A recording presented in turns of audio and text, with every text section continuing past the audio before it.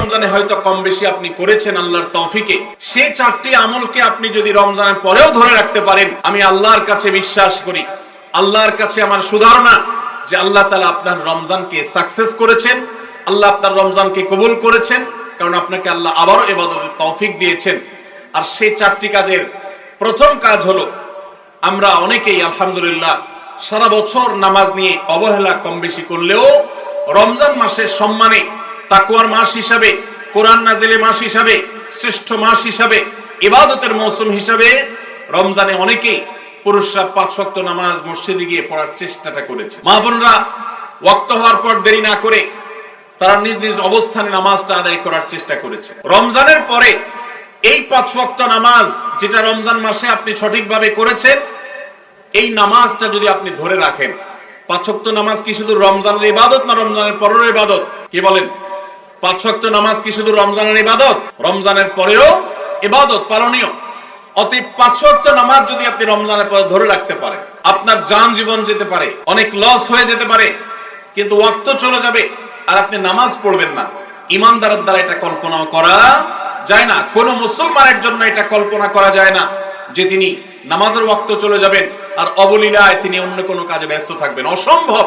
এর সাথে ইমানের সাংঘর্ষিকতা এই লেভেলের যে ওমর ইবনুল খাত্তাব রাদিয়াল্লাহু তাআলা বলেছেন, লা হাজ্জা ফিল ইসলাম লিমান তারাকাস সালাহ, যে ব্যক্তি ইচ্ছাকৃতভাবে নামাজ ছেড়ে দেয়, নামাজ ত্যাগ করে, অন্য কাজে মগ্ন থাকে, ওয়াক্ত চলে যায়, ইসলামে তার কোনো হিস্সা নাই, কোনো অংশ নাই, কোনো ভাগ নাই, সে নিজেকে মুসলিম দাবি করবার কোনো নৈতিক অধিকার নাই যে নামাজ ইচ্ছাকৃত পড়ে না, ত্যাগ করে। রমজান মাসে 5 ওয়াক্ত নামাজটা যদি আপনি সারা বছর ধরতে পারেন, এটাকে যদি আঁকড়ে ধরতে পারেন এবং ধরে রাখতে পারেন, তাহলে আপনি একটি আমলে সাকসেস। নাম্বার 2, রমজান মাসে আমরা অনেকেই আল্লাহর দেয়া তৌফিকে গুনাহ এবং পাপাচারের কাছ থেকে বেঁচে থাকার চেষ্টা করেছি। চোখের জিনা, কানের গুনাহ, হাত দ্বারা কৃত অপরাধ, নানাবিধ অপরাধ থেকে আমরা বেঁচে থাকার চেষ্টা করেছি। আল্লাহ তৌফিক দিয়েছেন। কেন?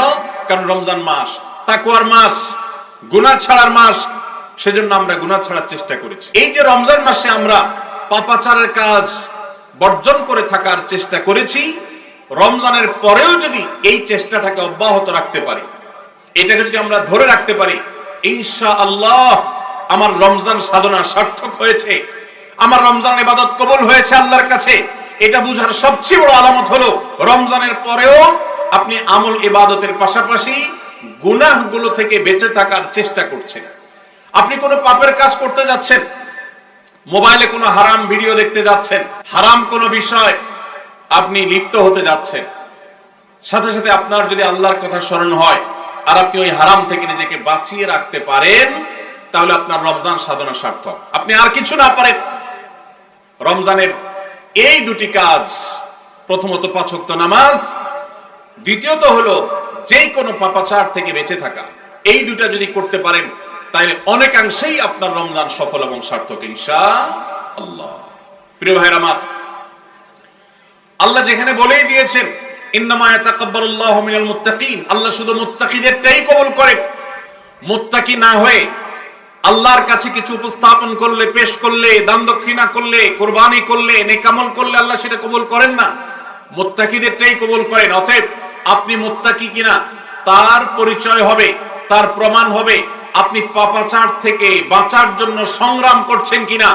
আপনি যদি গুনাহ থেকে বাঁচার জন্য সংগ্রাম করেন, চেষ্টা করেন, সাধনা করেন, পরিশ্রম করেন, নিয়ত করেন, ইচ্ছা করেন এবং এর জন্য আপনি পদক্ষেপ গ্রহণ করেন, তাহলে তার মানে হলো আপনি মুত্তাকি।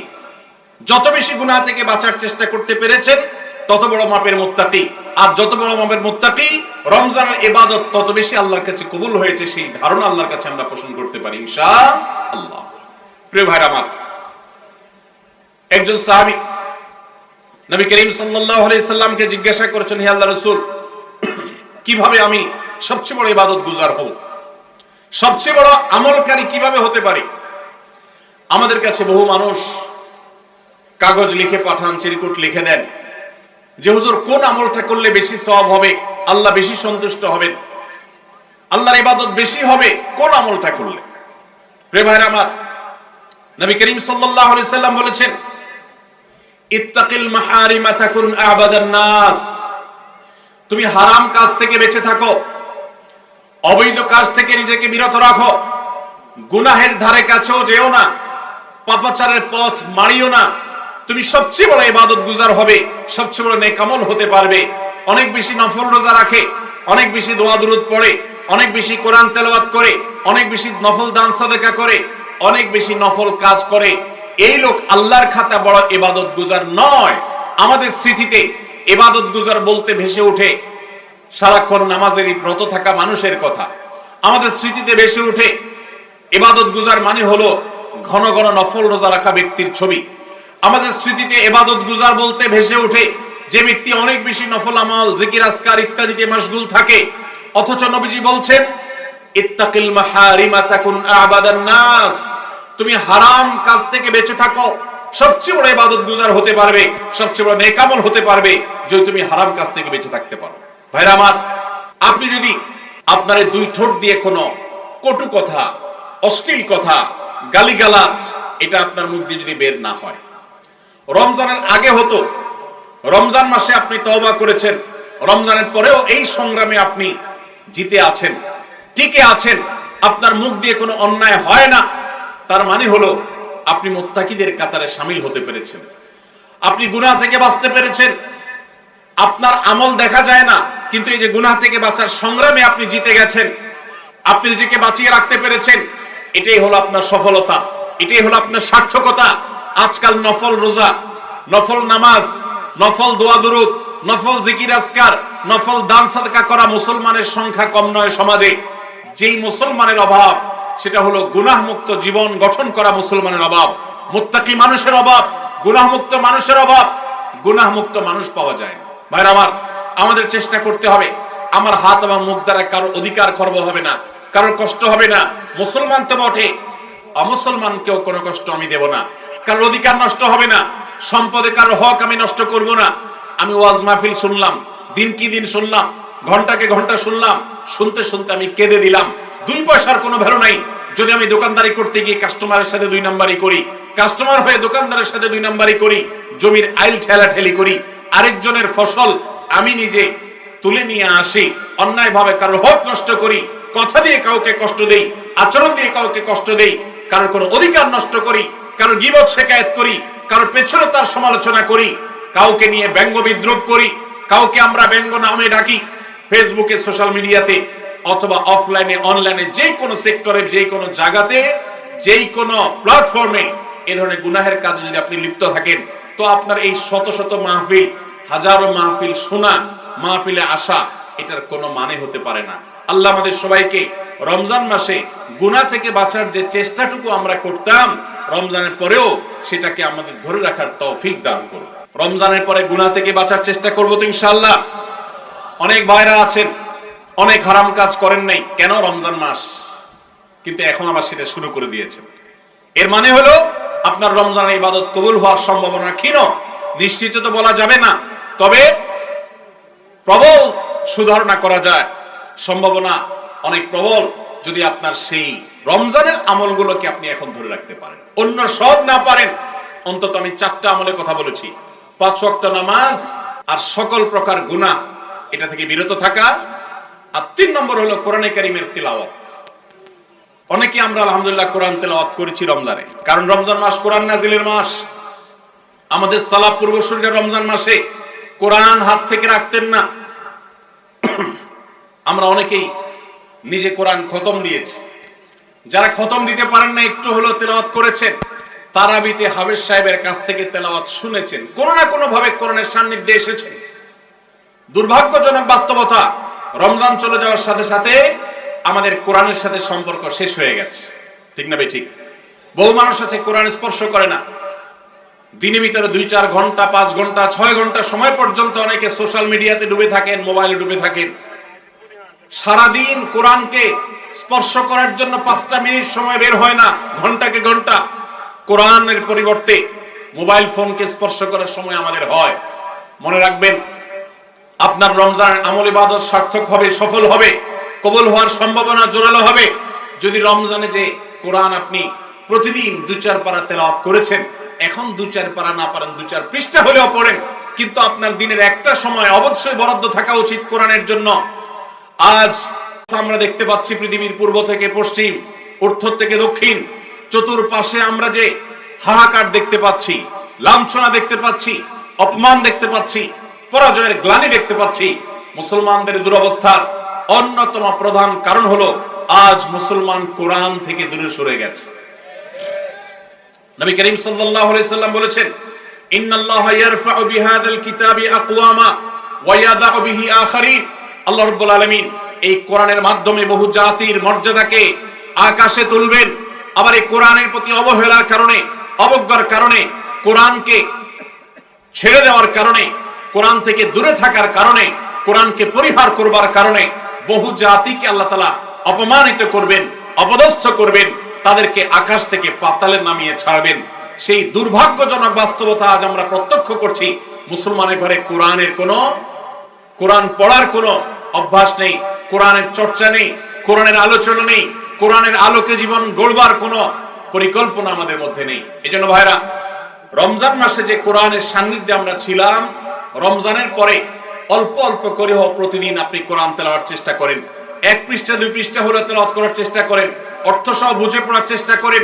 এটা যদি করতে পারেন আপনার রমজান সাধনা সার্থক ইনশাআল্লাহ। চেষ্টা করব তো কোরআন তেলাওয়াত করার। আল্লাহ রাব্বুল আলামিন এই কোরআনকে এমন এক গাইড বুক করেছেন। কোরআনের সবচেয়ে বড় মিরাকল হলো কোরআনকে যে যত বেশি আঁকড়ে ধরতে পারবে, দুনিয়াতে আল্লাহ তাআলা তাকে তত বেশি সম্মানিত করবেন। ইসলামের ইতিহাসের সোনালী যুগের যারা স্বর্ণ মানব ছিলেন, সেই খুলাফায়ে রাশেদা, তাদের পরবর্তী যুগের যে সোনালী ইতিহাস ছিল, যখন বিশ্ব মুসলমানের পদতলে ছিল, মুসলমান যখন বিশ্বের সুপার পাওয়ার ছিল, গোটা বিশ্বে মানবতা তার সর্বোচ্চ শিখরে যখন আসীন হতে পেরেছে, মানবতা সবচেয়ে বেশি যখন প্রতিষ্ঠিত হয়েছে, যখন মুসলিম নয় শুধু অমুসলিমরাও সবচেয়ে সুখে শান্তিতে পৃথিবীতে বসবাস করতে পেরেছে, কারণ অধিকার খর্ব করা হয় নাই, অধিকার আদায়ের মতো আজকের পৃথিবীতে যে নাটক চলমান আছে সে নাটক তখন হয়নি। সেই সোনালী অতীত মুসলমানদের যে ছিল, তখনকার মুসলমানরা কোরআনকে তারা আঁকড়ে ধরেছিল, কোরআনকে তারা মাথায় রেখেছিল, কোরআনকে তারা জীবনে ধারণ করেছিল, কোরআনকে তারা সবসময় স্মরণ করেছে, বরণ করেছে, গ্রহণ করেছে, কোরআন দিয়ে নিজের জীবনকে সাজিয়েছে, তার সুফল তারা পেয়েছে। আজ কোরআন আমাদের কাছে অবহেলিত, কোরআন আমাদের কাছে আজ সবচেয়ে বেশি পরিত্যক্ত। যেই গ্রন্থ বছরে আমরা রমজান মাস ছাড়া অনেকে উল্টায় দেখি না, পাঠ করি না। মোবাইলে আমার বহু অ্যাপ আছে, সাথে কোরআনের অ্যাপও আছে। আমি সোশ্যাল মিডিয়ার অ্যাপগুলো দিনের ভিতরে 50, 60, 70, 80, 100 বার ওপেন করলেও কোরআনের অ্যাপটা দিনে একবার ওপেন করা হয় না। কোরআনের জন্য কোনো সময় আমার বরাদ্দ নাই। আমাদের বাসা বাড়িতে অনেক কিছু চলে, কোরআন তেলাওয়াত চলে না।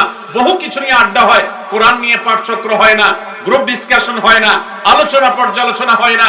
এরকম পরিবার আজ ঘরে ঘরে, প্রত্যেকটা জায়গায় জায়গায়। আর এই কারণে আজ আমাদের দুরবস্থা আমরা দেখতে পাচ্ছি পৃথিবীর চতুর্প্রান্তে রয়েছে। আল্লাহ তাআলা আমাদের সবাইকে কোরআনকে সারা জীবনের জন্য আমাদের সাথী করার তৌফিক দান করুন। কোরআন নিয়মিত পড়বেন তো ইনশাআল্লাহ? প্রতিদিন পড়বেন তো ইনশাআল্লাহ? আল্লাহ আমাদের সবাইকে প্রতিদিন কোরআন তেলাওয়াতের তৌফিক দান করুন, কোরআন বুঝে পড়ার তৌফিক দান করুন, কোরআনের আলো থেকে আলো গ্রহণ করবার তৌফিক দান করুন, সমাজ এবং রাষ্ট্রকে কোরআন দিয়ে সাজাবার তৌফিক দান করুন। বলুন আমিন। নাম্বার 4, শেষ পয়েন্ট। রমজান উপলক্ষে আমরা অনেকেই ভোর রাতে সাহরি খেতে উঠে আল্লাহর কাছে কম বেশি দোয়া করার চেষ্টা করেছি, 2-4 রাকাত তাহাজ্জুদ নামাজ পড়ার চেষ্টা করেছি, ঠিক না? ঠিক। ইফতার সামনে নিয়ে অনেকে দোয়া করেছেন। রমজান মাসে রোজাদারের দোয়া কবুল হয় দিনের বেলা, অনেকে দোয়া করেছেন। রমজান শেষ, তাহাজ্জুদ পড়া তো ভোর রাতে উঠে দূরের কথা, অনেকের ফজর নামাজ পড়াটাই কঠিন হয়ে গেছে, ঠিক না? ঠিক। আজ রমজানের পরে রমজানের সেই আমলের ধারাবাহিকতা, অর্থাৎ ভোর রাতে তাহাজ্জুদের নামাজ পড়ার যদি কেউ অভ্যাস ধরে রাখতে পারেন, এটা হবে সবচেয়ে বড় অর্জন। এটা যদি না পারেন, অন্তত ফজরের নামাজ, 5 ওয়াক্ত নামাজ তো পড়বেনই, ফজর নামাজ স্পেশালি জামাত যাতে কোনোভাবে মিস না হয়। আর দিন এবং রাত 24 ঘন্টার কোন একটা সময় আল্লাহর কাছে দুহাত তুলে দোয়া করার অভ্যাস গড়ে তুলবেন। চেষ্টা করবেন তো ইনশাআল্লাহ? কয়েকটা সময়ের দোয়া আল্লাহর কাছে করলে সেটা বিফলে যায় না। এর ভিতরে একটা হলো ভোর রাতের দোয়া, আরেকটা হলো 5 ওয়াক্ত নামাজের পরের দোয়া, আরেকটা দোয়া কবুলের সময় আছে শুক্রবারে। কোন সময় হাদিস এটা ফিক্স করা হয় নাই, তবে হাদিস বিশ্লেষকগণ অনেকেই বলেছেন সেই সময়টা হলো জুমার দিন আসরের পরের সময়। জুমার দিন আসরের পরে সূর্য ডুবার আগ পর্যন্ত আল্লাহর কাছে যদি দোয়ায় মাশগুল থাকেন, বাসা বাড়িতে আছেন, কর্মস্থলে আছেন, রাস্তাঘাটে আছেন, যেখানে যে অবস্থায় আছেন, জুমার দিন শুক্রবার বাদ আসর সূর্য ডুবার আগ পর্যন্ত দোয়া কবুলের মোক্ষম একটা সময়, অসাধ্য সাধন করবার সময়, একেবারে অসম্ভবকে সম্ভব করার সময়, আল্লাহর কাছ থেকে সবকিছু নিজের করার সময়। এই জন্য এই সময়গুলো আমরা মিস করব না। তো রমজান মাসে দোয়ার অভ্যাসটা যদি রমজানের পরে আপনি ধরে রাখতে পারেন, ব্যাস এনাফ। 5 ওয়াক্ত নামাজ, সকল প্রকার হারাম পাপাচার বর্জন, কোরআনে কারীমের তেলাওয়াত অল্প অল্প করে হলেও প্রতিদিন একটা সময় ফিক্স করে যে এই সময় কোরআন তেলাওয়াত ছাড়া কিছু করব না। ঘুম থেকে উঠে প্রথম কাজ হবে ওযু করে আমি কোরআন তেলাওয়াত করব, ফজর নামাজের পরে একটু পড়ব। আর 4 নম্বর হলো দিন এবং রাতের কোন একটা সময় আল্লাহর কাছে দোয়া করার অভ্যাস করব। অনেক লোক আছে আমরা যে 24 ঘন্টার ভিতরে সপ্তাহে সপ্তাহ, মাসকে মাস চলে যায়। অনেক নিয়মিত নামাজি মানুষ আছেন, অনেক দাড়িওয়ালা মানুষ আছেন, এমনকি অনেক মাদ্রাসার ছাত্র, এমনকি আলেমও আছেন। মাসকে মাস চলে যায়, আল্লাহর কাছে হাত তুলে একটু চোখের পানি ফেলে শেষ কবে দোয়া করেছি বলতে পারবো না। এর চাইতে বড় হতভাগা আর কেউ হতে পারে না। এই জন্য রমজান মাসের দোয়ার আমলটা, রমজানে হয়তো আপনি দিনে 4 বার 5 বার করেছেন, রমজানের পরে একবার করেন। রমজানে হয়তো 10 মিনিট 15 মিনিট 20 মিনিট ধরে দোয়া করেছেন, রমজানের পরে অন্তত 2 মিনিট ধরে দোয়া করেন। এই 4টা কাজ, 5 ওয়াক্ত নামাজ, সকল পাপাচার বর্জন, কোরআনে কারীমের তিলাওয়াত, আর দিন এবং রাতের কোন একটা সময় আল্লাহর কাছে দোয়ায় মাশগুল হওয়া, এই 4টা কাজ রমজানের, এগুলো যদি আপনি ধরে রাখতে পারেন তো ইনশাআল্লাহ আপনার রমজান সাধনা, আপনার রমজান ইবাদত বন্দেগী আল্লাহর কাছে কবুল হয়েছে। আল্লাহ আপনাকে মুত্তাকি হওয়ার তৌফিক দিয়েছেন, মুত্তাকিদেরটাই আল্লাহ কবুল করেন। অতএব আপনার রমজান ইবাদত এবং সাধনা কবুল হয়েছে, সার্থক হয়েছে, সেই সুধারণা আপনি পোষণ করতে পারেন। সবাই চেষ্টা করবো তো ইনশাআল্লাহ। আল্লাহ আমাদের সবাইকে সেই তৌফিক দান করুন। রমজান মাসে আমল এবং ইবাদত, আবার রমজান আসবে, সেই জন্য তোলা না রেখে এখনো, অর্থাৎ রমজান পরবর্তী সময় আমরা করার চেষ্টা করবো ইনশাআল্লাহ। এটাই হলো পুরো আলোচনার সামারি। সবাই চেষ্টা করবো তো ইনশাআল্লাহ। আল্লাহ আমাদের সবাইকে